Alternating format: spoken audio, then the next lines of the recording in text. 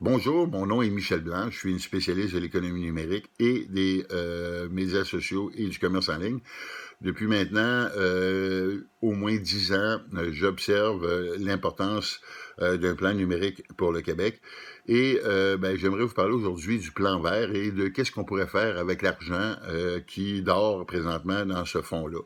Moi, je pense qu'on pourrait se servir de cet argent-là pour fibrer le Québec habité d'un bout à l'autre. Si on commençait à zéro, on parlerait d'un investissement de 3,5 milliards.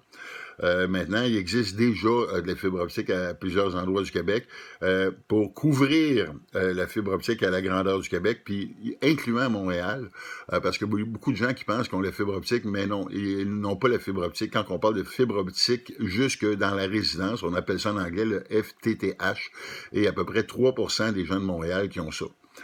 Mettre de la fibre optique à la grandeur du Québec réduirait très sensiblement les gaz à effet de serre, en plus de nous enrichir collectivement. Pourquoi? Il y a des études de l'OCDE et une récente étude d'Industrie Canada qui dit qu'en dedans de 2 ans d'un investissement, on a une croissance du PIB de 300% de l'investissement qu'on a fait. Donc, si on met 1 milliard en dedans de 2 ans, on a pour 3 milliards de croissance du PIB. C'est beaucoup, beaucoup, beaucoup d'argent. À Toronto, qui ont investi 1 milliard via Bell Canada, ça a créé 19 000 emplois par année, strictement pour poser la fibre optique. Puis là, on parle même pas encore des revenus des gens qui vont payer pour utiliser cette fibre optique-là. On parle pas non plus de la croissance du PIB qui a été analysée par l'OCDE de 2,5%. Regardez le PIB du Québec, 2,5%, c'est l'argent maudit. Cet argent-là pourrait être retourné au fonds vert. Maintenant, comment on réduirait les gaz à effet de serre grâce à la fibre optique? C'est très simple. C'est que la fibre optique permet de faire ce qu'on appelle du télétravail. Et si on encourage une portion des fonctionnaires, une portion des travailleurs du secteur tertiaire, puis on va rappeler qu'au Québec, 75% de l'activité économique, c'est le secteur tertiaire. Disons strictement là, qu'il y a 250 000 personnes au Québec qui peuvent travailler de chez eux. C'est 250 000 voitures de moins sur les routes.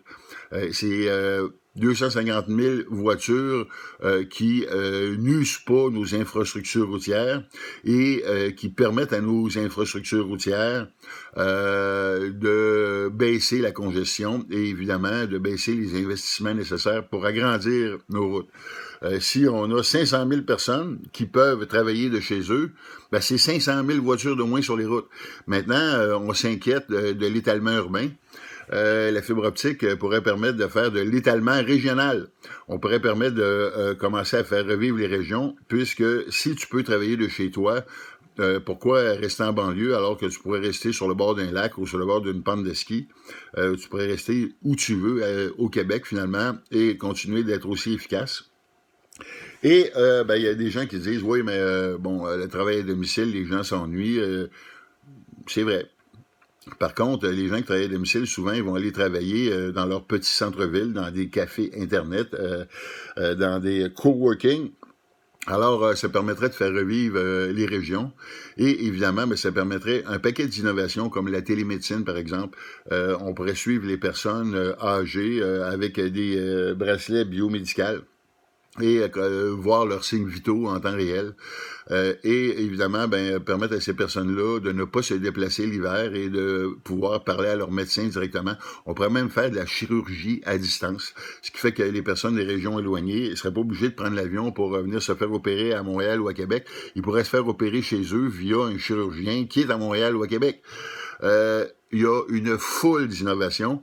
Et il y a une foule d'avantages, en plus de très, très, très sensiblement baisser les gaz à effet de serre, si, évidemment, on avait de la fibre optique à la grandeur du Québec habité. Alors, c'est ma suggestion.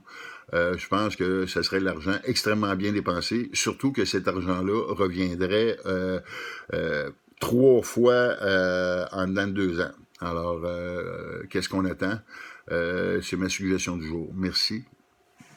N'hésitez pas à partager cette vidéo-là si vous pensez que ça a de l'allure. Au revoir.